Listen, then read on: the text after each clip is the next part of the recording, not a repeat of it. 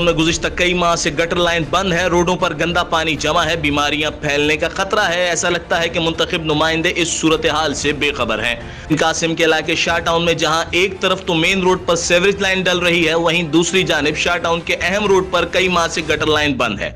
Gutter line बंद होने के बाद शहरियों और कारोबारी अफराद को शदीद मुश्किलात का सामना है।